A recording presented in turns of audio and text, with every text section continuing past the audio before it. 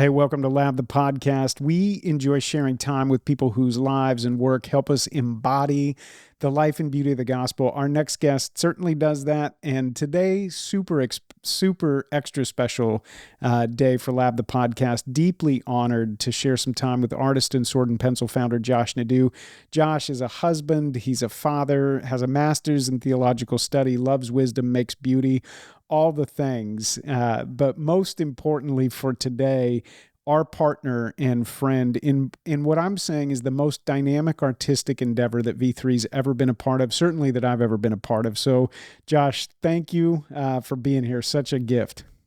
Yeah, such a pleasure and an honor. Thank you. Yeah. Not used to receiving so many flattering compliments all at once.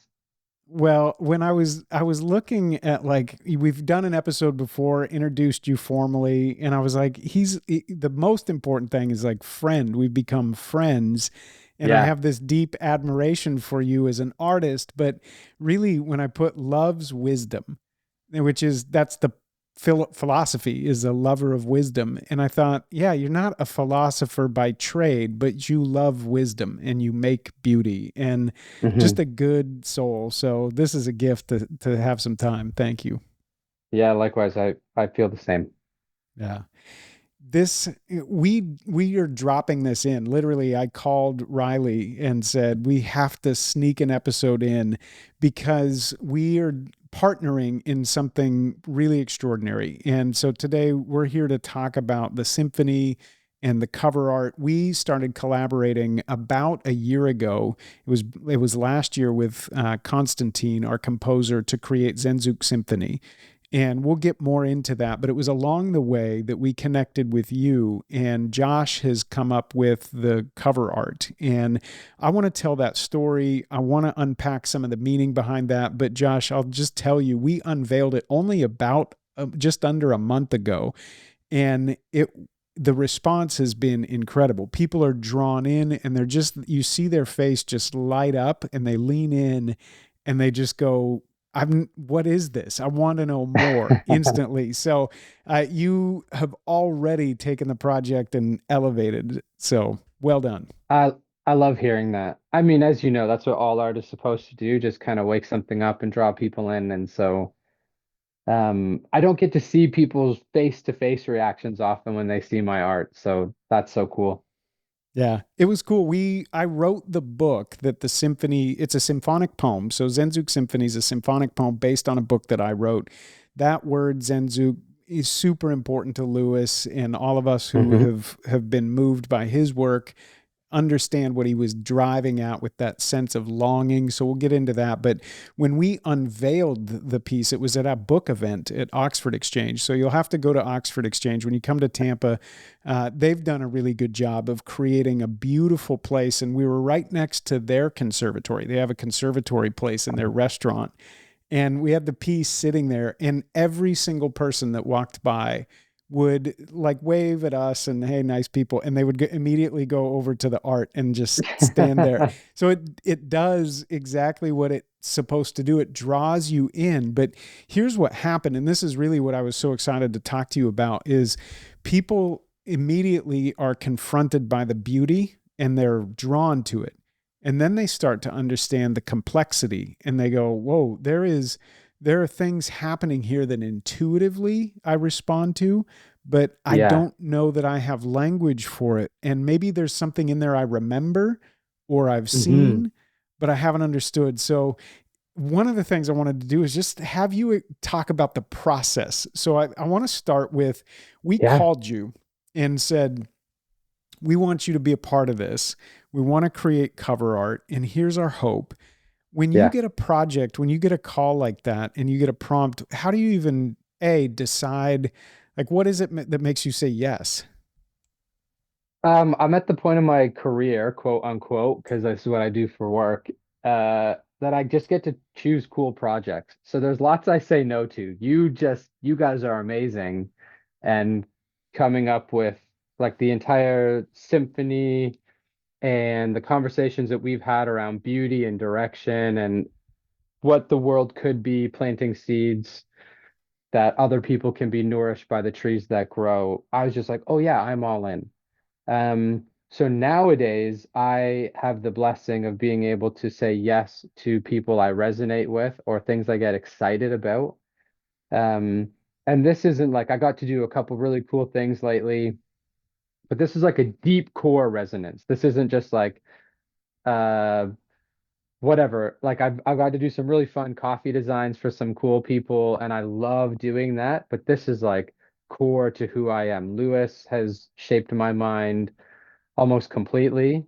Um, all the Inklings and then Inkling adjacent people like Chesterton and stuff. And reading your book, I was like, okay, yeah, like we are swimming in the same waters. And so I can just kind of let myself go on something like this. Yeah. Talk a little bit about the process artistically, because one of the things that was important Hmm. to me was right at the bottom of the print. And so maybe I'll have you start there with the Yeah, title. Right, we knew the title of the symphony and the point of the symphony. I mean, this piece is going to be 40 minutes, just under 40 minutes of music, so continuous, brand new classical music that's never been heard before. And so people are yeah. going to go on a journey for 40 minutes through this piece. Hmm. And working with Constantine, what we've talked about is just the emotion of the piece. Like, what is the, if we could put in one word, what people are going to feel, what this piece is provoking conversation around and feeling around. And it was that the title came directly from that. We said it is this, as Lewis said, if I find my within myself a longing for something that nothing in the world can satisfy, and I'm restless, and is we've Charles Taylor, the haunting, all these things that people are feeling as this landscape in the West begins to be open, transcendent. There's so many of us who are like, yes, there's something beyond. I don't know how to describe it, what language, but I have that same feeling. And we imagined Hmm. like a symphony hall with hundreds of people. And we were like, what's the thing they all share? And it's that longing for for something beyond to be so deeply and meaningfully true that we can find rest there, right? Like that Hmm. we can find rest for our souls because there's something beyond us. Hmm. And that beauty and that aim was like, okay, we got the title, Sehnsucht Symphony. And so we anchored that title. And as I was thinking about it, I thought we had just been to Oxford and I'd done Addison's Walk, and Cami and I had been walking, and we found ourselves to the backside of this field where there was a bench that's been there for a long, long time, a stone bench, and it sits facing back toward Magdalen where Lewis was a professor. And there's a gate there. And I remember sitting there just knowing that this project was in the works, imagining all the people who had been touched and who had felt that same thing that Lewis was pointing at. And I was just kind of moved to tears sitting there.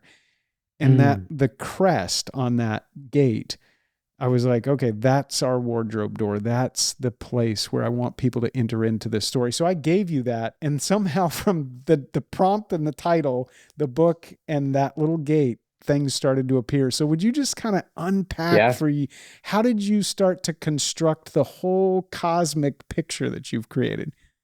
Yeah. So it was a gate for me too, right? Like we oftentimes like you see something like that crest and you I got to hear the story and then think to myself like you were sitting where Lewis sat looking through the same crest that he was looking through and you see a vast wilderness on the other side. And then you think of what Lewis created in and around that space. And so hearing your guys' story, I knew that what you were after was something like a reimagined cosmos. And so we've chatted about this before, like Lewis pictures himself as an old Western man, not as in like a gunslinging cowboy, but as a man made for like the medieval world. And their conception of the cosmos is one alive. Lewis writes in out of the Silent Planet, part of his like Ransom trilogy, who I named my son after, um, that he used to think his naturalistic, materialistic worldview is that like space and the cosmos was vastly empty, minus these like staccato pinpoints of like planet or star. And then when he's traveling through space, he realizes that he's traveling through a sea of beauty. He can hear the music of the spheres. It's all discarded image stuff. And so what I wanted to do was from the ground up start to conceptualize. Um, the kind of cosmos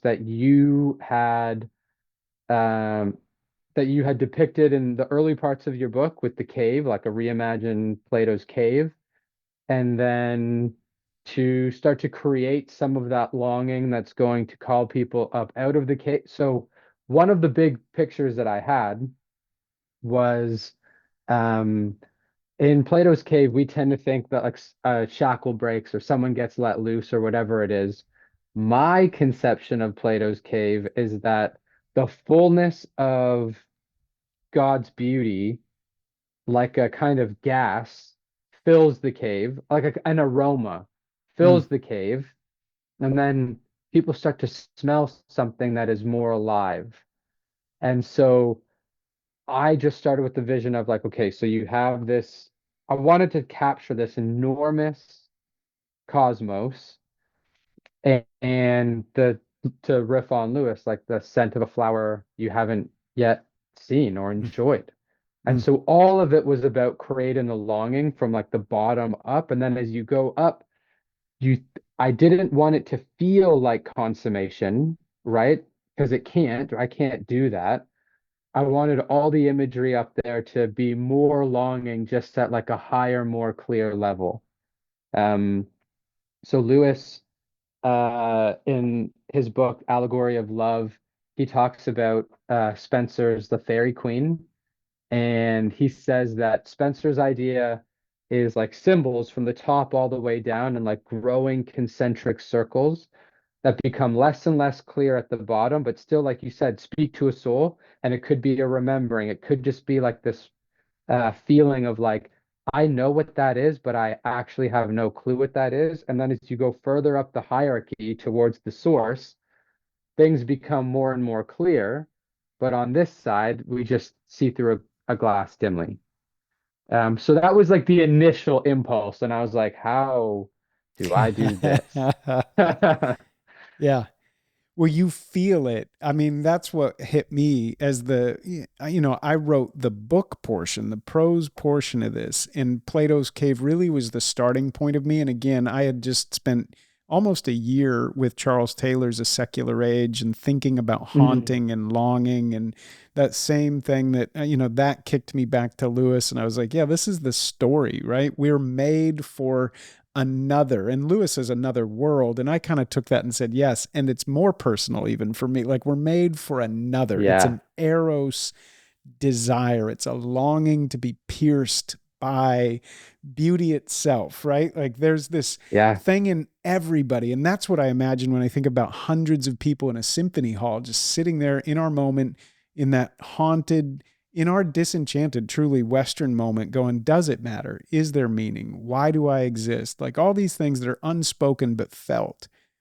And Mhm. then you open in the cave, and you've heard the first movement. Constantine opens, and we say in the book that the cave, which is Plato's disenchanted, flattened fiction, kind of separated man at the center world, that it yawns wide at the back. It's always calling us back to this lesser loves, disordered loves, like this what Yeah. we're and that life outside of that cave widens as love does. Love just wants to widen you up, further in, further out, right? That's love's movement.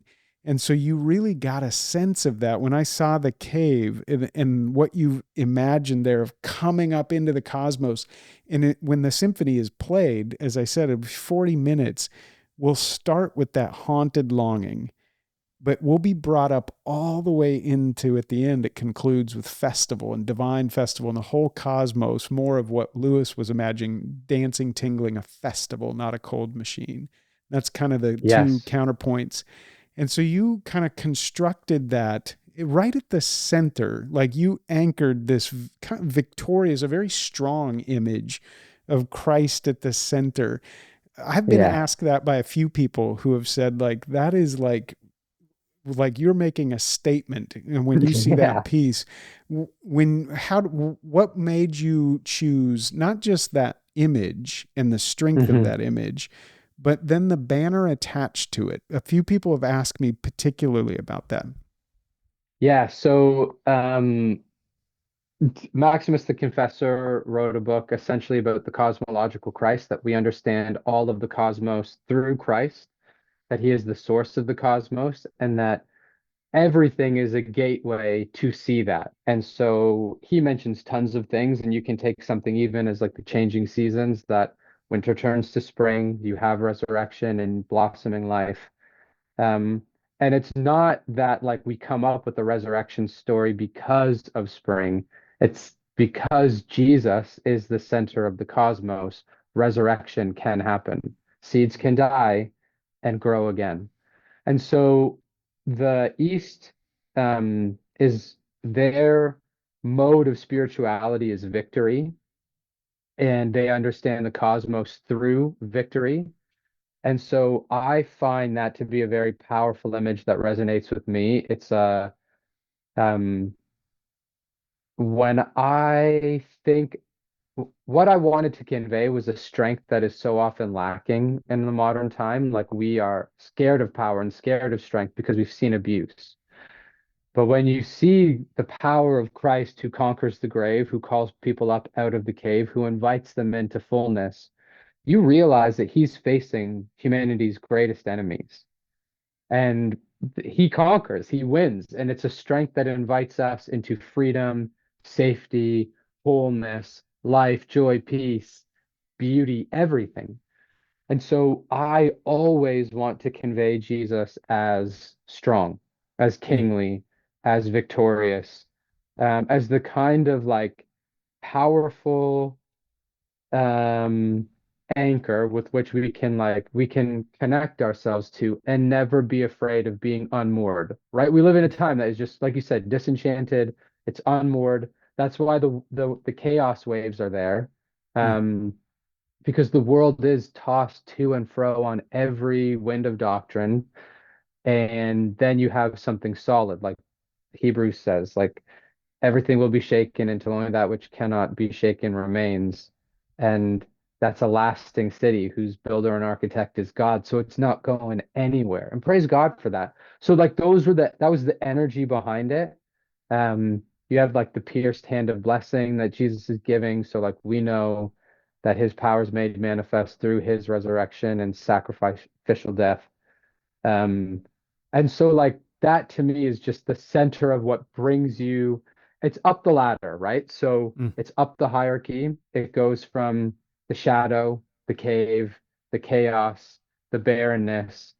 And the way I designed it is um, Christ being at the center and bright red is like, I know how the eye generally moves. So you're gonna see lots of the blue, but he's what you see first Mm. or what you see second.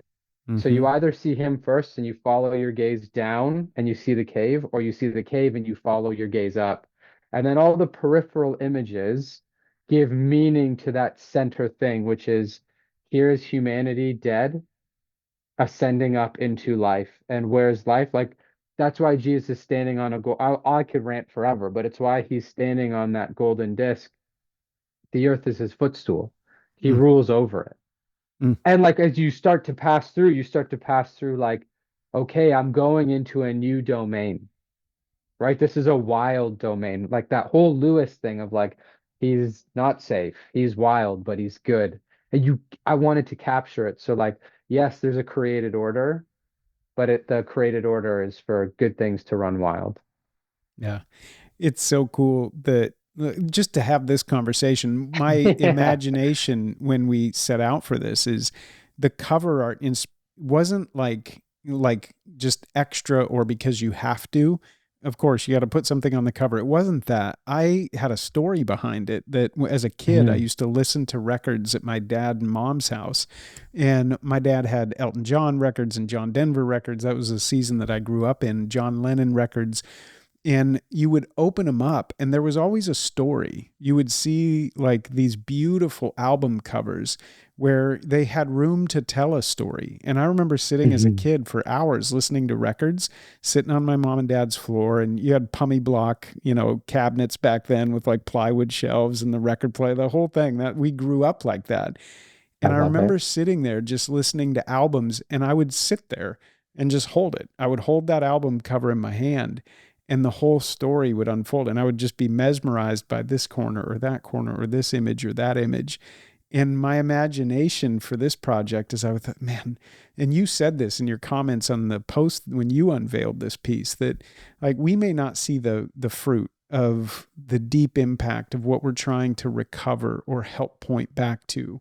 But when I think about the incarnation and the diver who goes down and the Hmm. victorious Christ who brings the whole world up on his shoulders, that is a strong image of Christ at the center, not to be afraid of. Yeah. He's not safe, but he's good.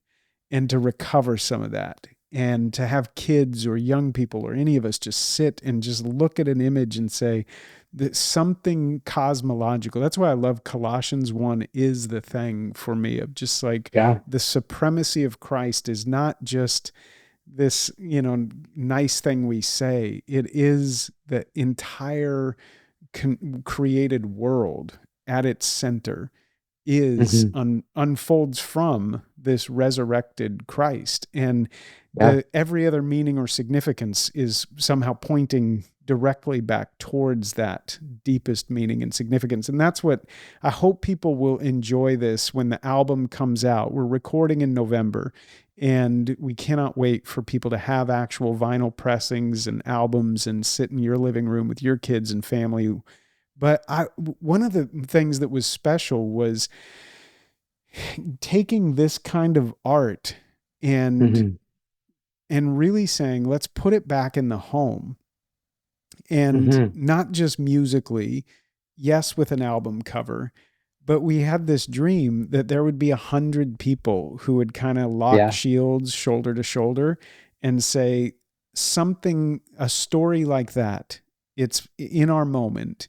If we can tell it through visual art and music and prose and poetry, like we're going to muster all the creative elements to kind of assert that story back in a powerful way, in a meaningful way.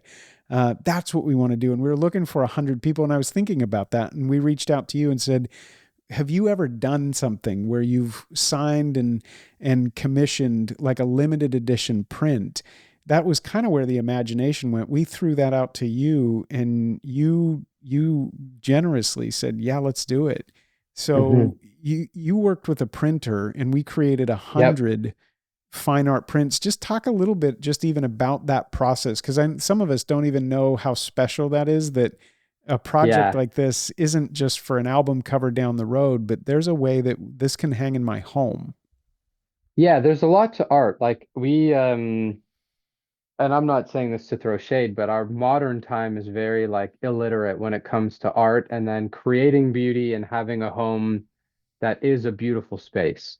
Um, so like we have zero like Marshall's, Winners, Target art in our house. Everything we have means something and we've got from certain places.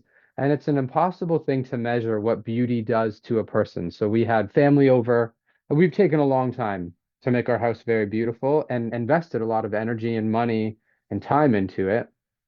But we have family over all the time, or even I've like sold old cameras on like marketplace and stuff, and people come in and they feel drawn in. They come in, I'll be like, "Do you want a seat? Do you want a coffee?" And we chat about the camera, or I'm chatting with my family. And they'll be like, "Your house is beautiful. Like I want to stay here." And Mm, so art beauty does that. And I think one of the things that we've lost sight of, we take function and efficiency over form and um, probably peace is probably the contrast to efficiency. And so one of the things about putting real art in your home, and I don't want to gas myself up too much because of the piece that I created, but one of the things with like putting real art in your home is just this passive influence that it begins to have on you. So there's this book by a Japanese philosopher I've got up on my shelf, and it's called The Beauty of Everyday Things. He talks about how everyday things shape how we view life and how we do life. And he says, mm, like, he was the founder or he put language around the whole Japanese folk craft movement. So lots of handmade bowls and handmade utensils, handmade garments, arts, tons of stuff. Um, And when Japan was beginning to be industrialized and starting to mass produce things, he was like, no, no, no, no, we can't lose this. Like the fork you use every day matters. The fact that you have a coat that cost you, but you could pass on to your son and he could pass on to his son, and you could say with pride, this is my grandfather's jacket, that matters. And so we've lost sight of that. And when you start, when I tell people, or when people are now saying like, hey, you need to change your perspective to go from like a $5 t-shirt or like a $20 fake print, or like fake plants or whatever it is, to something real embodied that is messaging that was created with intention. And you can't like Aislinn and I, my wife and I were chatting about this over breakfast. We still live in a modernist world, right? We assess everything by increments and measurements and output. And so there are people who want to like measure their spiritual life incrementally. How much did my loneliness change this week? How much Bible reading? They want to do their marriage the same way. Like, did we go on enough dates? And be like, that's not how these things work. You have to be saturated in goodness. And it's like Lewis says, day to day, nothing changes. But when you look back, you're a different person. Mm. And so art and beauty is that. And I think when you guys reached out and said, hey, like, let's do this for real, let's get real art prints. Let's sign them. Like, let's make them legitimate, Josh. Like, this is something that you've done. And then let's do a limited run. It allowed me the freedom to say, I have a really good art guy. Um, and I've done prints with him a few times before for like local people who wanted certain things. Um, but he's very good at what he does. He's the best that I know of. Um, Obviously, the cost of those things is significantly different than like a mass-produced thing that you do. Um, but the investment is worth it because it allows the art to speak on its own terms. You give, uh, what's the best way of saying it? Um, you don't stifle any of the unseen or the unheard, but the seen language of the art with something that is less than excellent. Mm. And then the goal that I heard from you guys of putting that up in people's houses, like, yes, there is a need, I think, that you guys have and that I have as partnering with you guys, that people would buy the art prints and support the project. Um, but that's like the materialistic view of it all. Like, hey, things cost money and this needs whatever. That's the mechanics. Behind it is the beauty and the passion of something like I get to partner with people who are planting seeds of beauty, which means I am part of the same project, right? Like we tend to think that if we're going to change the world with beauty, that it's just going to be the artists who do it, but it's everybody. You need a culture of people to gather around an artist and support them and to support that movement and then to receive and participate in it. Mm. So putting it up in your house is participation. Putting it up in your house is invitation. And then it's this passive formation day by day, bit by bit. Like I have icons all over my house, and every day I look at them and I pray and I see different things. I see the expression on Jesus' face, and somehow it transforms to meet me in my need. And beauty Mm. is this infinite, all-encompassing thing. And so without ranting forever, I'll just say that like we have completely lost sight of what it means to make our homes altars and our homes warm and inviting and informed by beauty, not just cold hard machines where you come home and you have takeout and burn yourself to death on Netflix, but a place that you gather around the hearth and beauty and conversation, and you can create a little new microcosm of the culture you desire in your house. Like it starts, Mm. Jordan Peterson says, make your bed for a reason. It starts inward and moves outward. Mm. And this is an invitation into that. And I know that it seems a bit self-congratulatory for me to say, hey, buy my art piece as a way to like as a revolution, but that's what it is.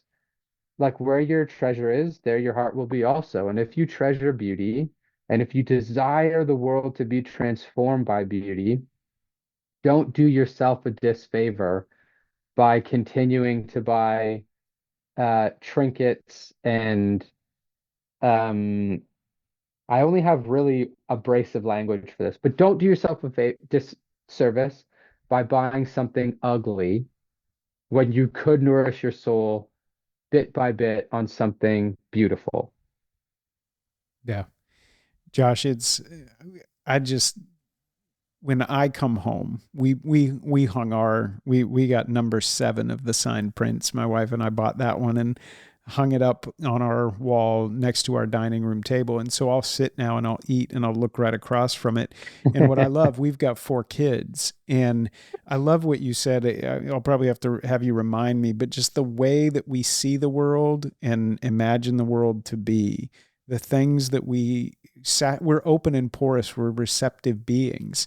And so, as Yeah, we sit in a world, when we have art on our wall that is a cosmological view with Christ at the center and human longing and the journey upward, and that's the story that's being told in this print.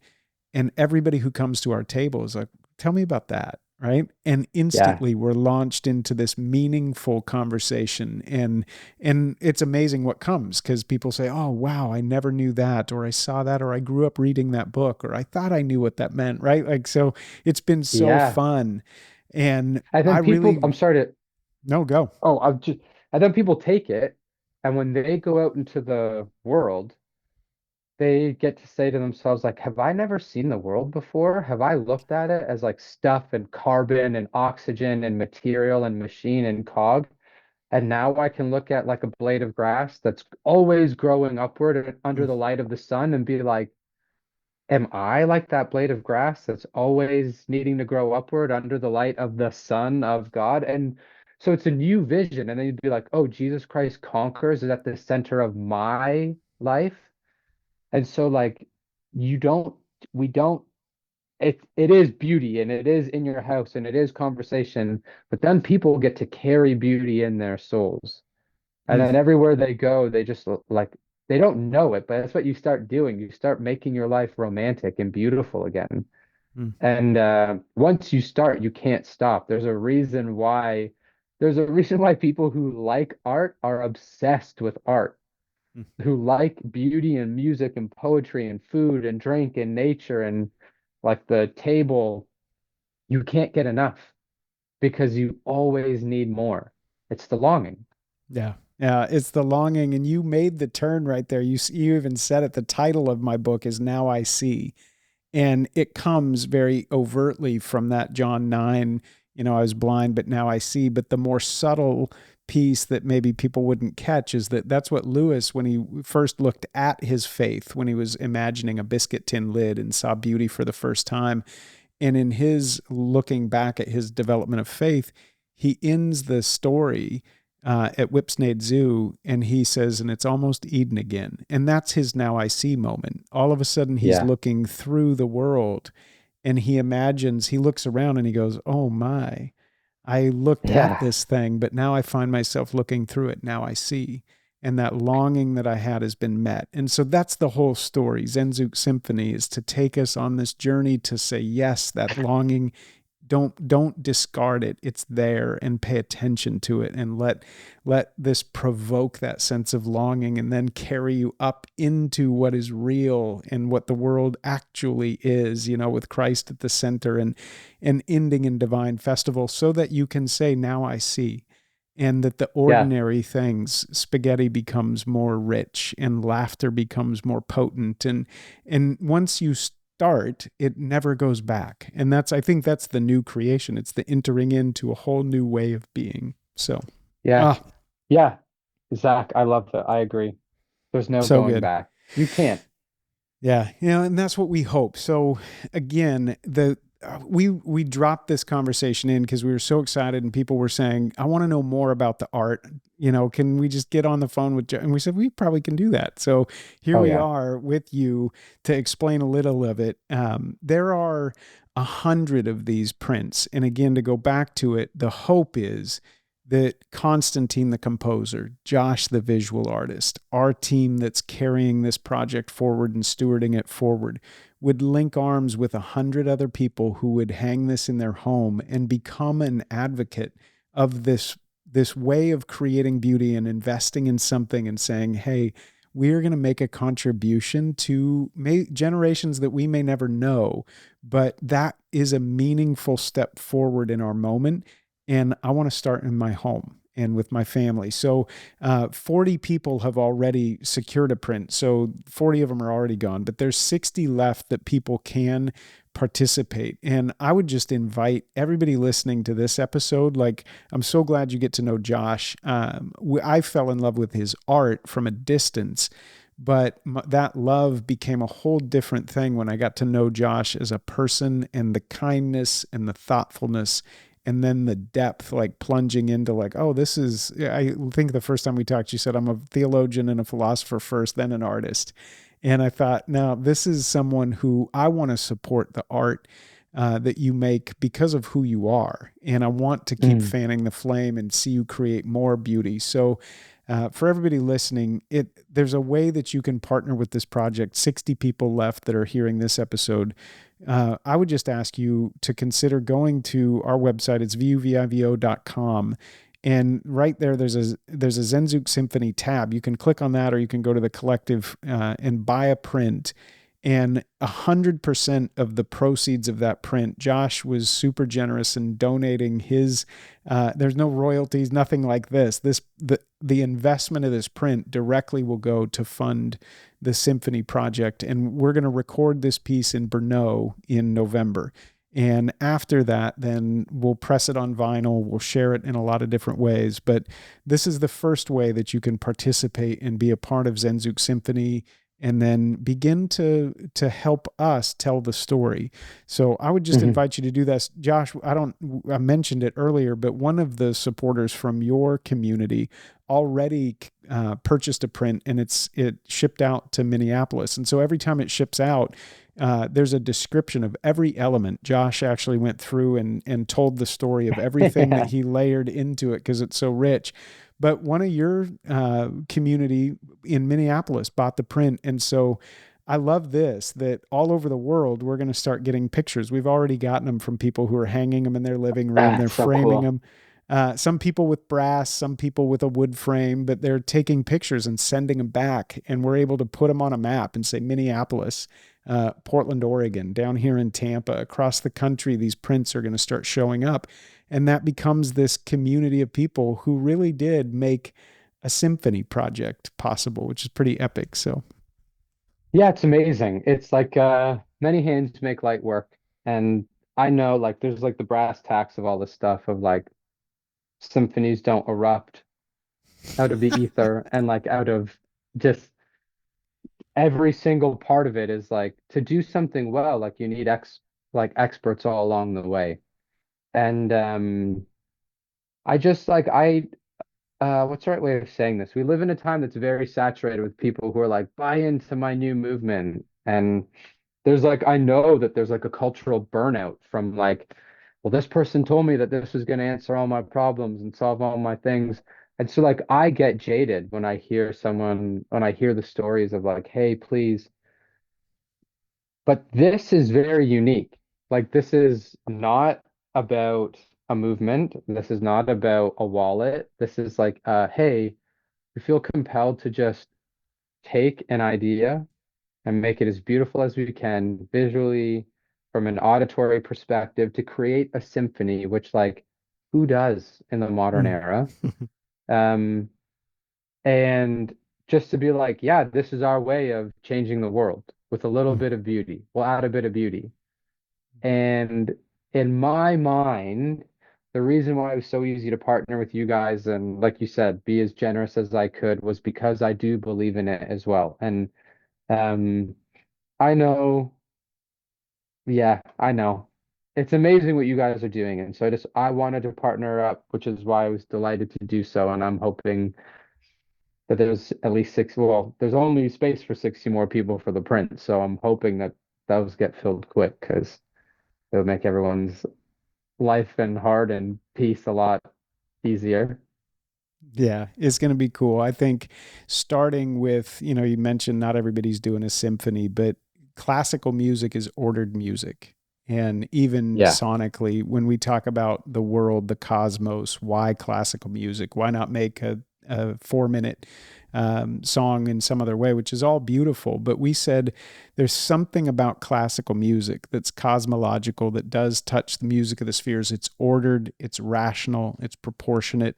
There's a construction to classical music that, again, we've lost that vocabulary in the modern world. We just don't understand it. We go, well, yeah, it's beautiful and it's high beauty or it's Yeah. complex beauty, but we don't have language for the fact that no, classical music actually, there's an ordering to it and a construction to it that is pointing beyond it. And Yeah. Constantine, I mean, he was born in Greece. I mean, where Pythagoras was born. You couldn't find a more like a Greek Orthodox composer who was born where Pythagoras was born and grew up in that community. So we've Yeah. got a composer who deeply understands from a spiritual and a musical and an artistic level the aim that we're trying to contribute something really beautiful, and to Hmm. marry that high vision for a new classical work with Hmm. visual art that will appeal to a modern audience and reach into our moment, but with all the depth and richness, just like the classical music is. That's Yes. that was why we reached out to you and said, "Hey, this is a perfect piece because there's a depth and a history and a richness to it, but it's also very much in our moment." I think Constantine's in his mid 40s. I just gave that away live, but he's in his mid 40s. So we're all fairly young people on our team, Yeah. anchoring ourselves to these older art forms, even, the iconography and the approaches that you take visually. I think it's Hmm. this beautiful blend where we've got an opportunity to do something really cool. So I cannot wait for the music to come. Yeah. It truly is amazing. Honestly, like I do believe, and like lots of these things, people think that there needs to be this like I'm a big fan of Lewis in this. He talks about like how we understand literature, and people say, oh, we need to understand, like, literature is great because of its form and its complexity, and all those things are true depending on how you're looking at it. But Lewis says, like, in like his literary criticism book, he's talking about, like, what about all the things that call us back into them? What Mm, about the books you can't put down, and then when you're done them, you want to read them again? And so I think from what I've heard of the symphony and what I know of your book and your guys' vision is it does that. It calls you back in, and there is a form and a complexity and a beauty. But like when I talk to people who have not experienced a ton of beauty, I'd be like, yeah, just you can follow the feeling. When you listen to a yeah. music, you do not need to understand triads and dyads and harmonies and resonance. You can just sit and close your eyes and feel something for once, right? Not have Yep. something shoved down your throat. You can look at a piece of art and you can just be like, hey, you know what? Whoa, Yeah. for a second. And so Oh, like I love those, and I know that's what you guys are doing, and I just want as many people as possible to partner in and support it. yeah. It's so cool that the opening movement of the symphony, it opens in the cave and it has the most disruptive low tone. Like I cannot wait for everybody to feel it in the room live with the symphony. When an Oh orchestra man, plays that deep resonant tone, we're all going to feel it in the room, and it will touch the Sehnsucht longing that, I mean, right away it goes. Constantine it's did a so good. massive job. So, okay, we got to stop. Josh, thank you. I can't even say thank you enough for the friendship, Yeah. just the artistry, and I can't wait for people all over. Would you do this if you're the next person to invest in the symphony, to join us and be one of this community of 100 that made this big first investment in this project? Would you just send us a picture of how you frame it? A lot of people are using different mats, different frames, and hanging it in cool parts of their homes. So I would love to start a collection and just find out where everybody is, that Hmm. has hung it. So do that. And I know, we'll get out of here and we'll do this in the links. I think the link in the description is going to include where you can go to be a part of it. Because a lot of people have asked, hey, I'm a part of it. I can't, I'm not in a position to invest in a print yet, or maybe I miss out on that last 60 of the prints, but I do want to help. And we are going to have a link there, a traditional GoFundMe, where you'll be able to just be a part and invest in the project. So look for that link. Go, and if you can, get one of these symphonies and send us a picture. I would love it. But Josh, we'll probably come back, and my hope is that we can get you and Constantine on a call closer to the recording date and just Yeah. celebrate kind of the whole thing coming together, and let people know where they can start to hear it. So, Josh, thanks for everything, and we can't wait to update down the road. Yeah. Thank you. It's a pleasure. Always is.